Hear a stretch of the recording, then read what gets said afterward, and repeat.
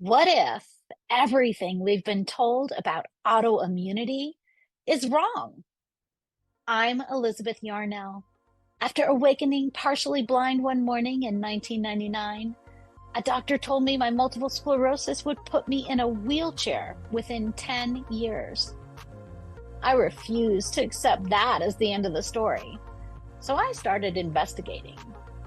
Welcome to the Inflammation Investigator, the podcast that uncovers the inflammation lurking underneath your ailments. Because autoimmune and chronic conditions should not be viewed as death knells when they are actually alarm bells. I'm a traditional naturopath and founder of the Inflammation Academy. And in 2 episodes every week, we dig into what conventional medicine might be missing. If you're living with chronic or unexplained symptoms, this investigation is for you. Your body has been trying to tell you something. Let's start listening.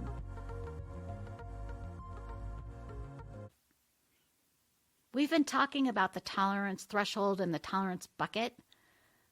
Let's talk about some things that you may not realize can be triggers that can go into your tolerance bucket, like smells and colors.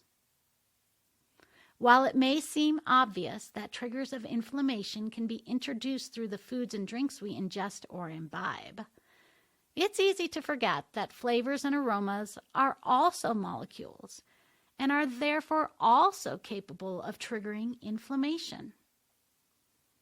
Often obliquely listed on ingredient labels as flavor, natural flavors, spices, parfum, or fragrance. They may smell or taste similar to something found in nature, but make no mistake, they are not entirely natural, and a hypersensitive body will notice. Truly natural aromas will be listed on a label as essential oil or essence of. For example, seeing simply peppermint leaves, or essence of peppermint on a tea label is an assurance that this tea is, in fact, made from an actual peppermint plant. Likewise, you can be sure that if you see peppermint flavor, that product contains an artificial, synthetic, or otherwise manufactured chemical substitute that mimics the flavor of peppermint, but no actual leaves or oil from that peppermint plant. Many fragrances and flavors in our modern world are created by chemists who tinker with molecules to design the smells and tastes used in our everyday commercial products and processed foods. When we suck on a hard candy, for instance, or drink a mainstream soda pop, our brains are fooled into smelling and tasting flavors of cherry or cola nut without there being any trace of either fruit or nut. Here's where I get into disagreements with chemists who point out that since the manufactured scents and flavors may have molecular structures identical to the originals, they should also affect a body in the same way as the original plant. They say that sucking on a peppermint candy containing peppermint flavor should have the same physiological effect as drinking a tea of steeped leaves from a peppermint plant. My only response to that argument is that the body knows the difference. While I personally can tolerate eating peppermint leaves from my garden just fine, one peppermint flavored candy or a cup of peppermint flavored tea can spark a mess of new symptoms in my body, which, in this case, include burning in my legs at night. Have I described this burning sensation yet? It's as if barbed wire were under my skin and being dragged down my legs. It's It's awful. Unfortunately, these chemical flavorings have become omnipresent in our food supply. Everything from so-called healthy soda waters to ketchup to non-dairy milks to chewing gum may contain, quote, natural flavors. You'll never know unless you study the ingredient list. For instance, if I were to order a strawberry milkshake at a fast food chain, chances are high that it may not actually contain any trace of a real strawberry. The better choice would be to find pure strawberry ice cream flavored with real ingredients that you can recognize listed on the label. The better choice would be to find pure strawberry ice cream flavored with real ingredients that you can recognize listed on the label. Or simply make it yourself with real organic ingredients of milk, strawberries, and cane sugar or honey. Once you know how, it's actually fun, easy, and cheap to make your own cleaner versions of your favorite foods. People have added natural colorings to food for centuries, but the first synthetic colorings were created in the mid-19th century from coal tar. I wish I were making this up. When food dyes and colors were first presented to the U.S. Food and Drug Administration, FDA, in the early 1930s, many were still developed from coal or other non-food substances. Today, most common food dyes and colors are sourced from petroleum, and most have not undergone rigorous testing to learn the effects of long-term exposure in large amounts on the health of humans or other mammals.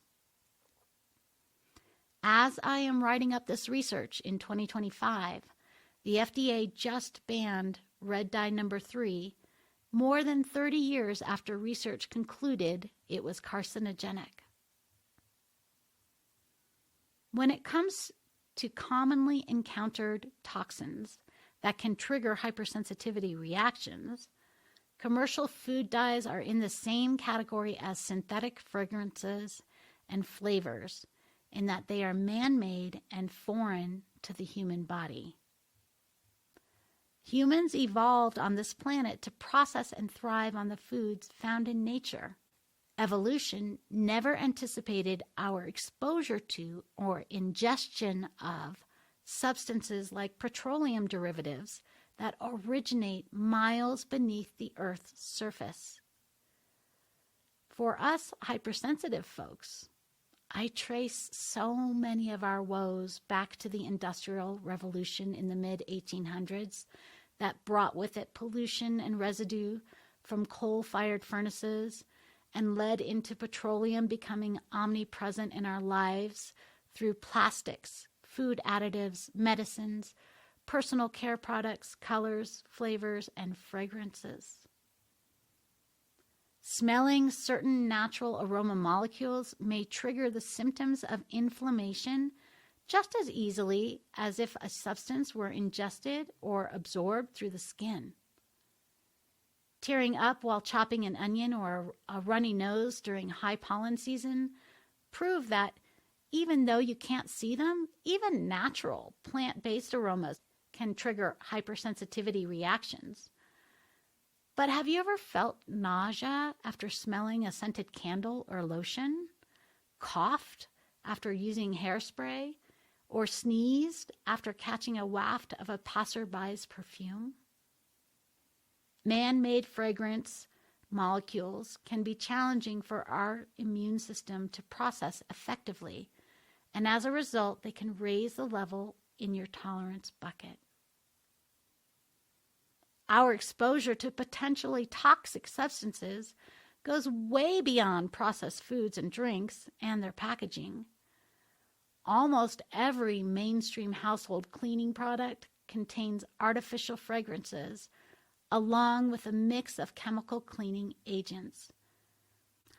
Along with household cleaning products, Personal care products such as antiperspirants, soaps, lotions, shampoos, and sunscreens are also scented with lab-tinkered fragrance molecules.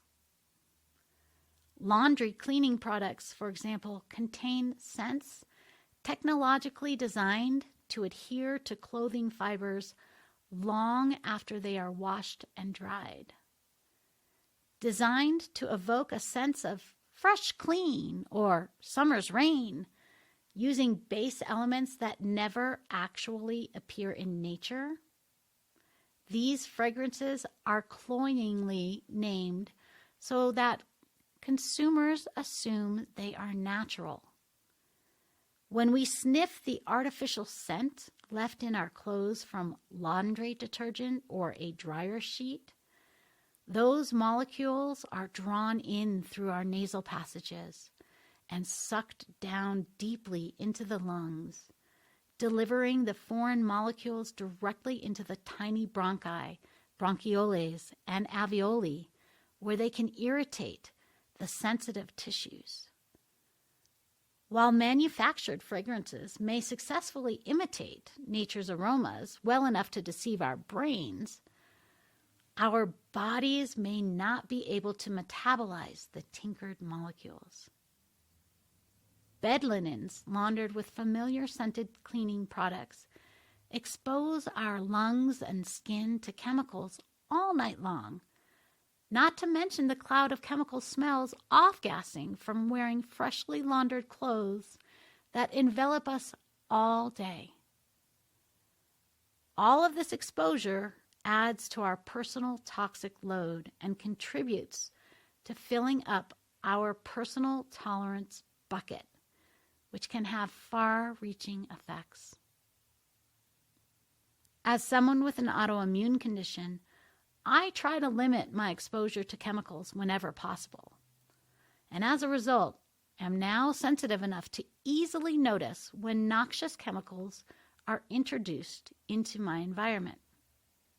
In my house, I use eco-friendly, non-scented, dye-free laundry detergents, and dryer sheets are banned. But I can't always control what I encounter when out in the world. When my children were young, for example, we would carpool to school with a neighbor child. Within moments of the little boy entering my car, I would recognize the heavy smell of a popular commercial laundry detergent. Even though he was sitting in the back seat behind me, my eyes would water and sting during the 12-minute drive to the school, and no matter the weather, I would need to roll down the window in order to hang my head out at stoplights. I couldn't fault his mom for keeping him dressed in clean clothes every day, but I felt sorry for the 8-year-old, always enmeshed in an inescapable cloud of chemical fragrance. I wondered how much that constant chemical assault might not only be deadening his own sense of smell, but also perhaps influencing the insomnia and hyperactivity his mother worried about. Once the tolerance bucket fills too high and a person tips over into chronic inflammation of an autoimmune condition, they join the elite club of hypersensitive people. It's a club no one ever wants to join, and it's a lifetime membership in that once you are hypersensitive, you will always be hypersensitive. But that doesn't mean that all hope is lost. All it takes to live a life of comfort within your own skin is awareness and effort. The solution to living well as a hypersensitive person is to make conscious choices to keep the level in your tolerance bucket as low as possible. In the next episode, we'll talk a little bit more about food dyes. And that's another case filed on the Inflammation Investigator. Remember, every symptom is your body's way of communicating. We just need to learn the language. If today's episode sparked something for you, I want to hear about it. Share your own investigation discoveries with me on social media at Elizabeth Yarnell, or find me at elizabethyarnell.com. Your experience could be exactly what another listener needs to hear. And make sure you're subscribed so you never miss an episode. And here's the thing about investigations.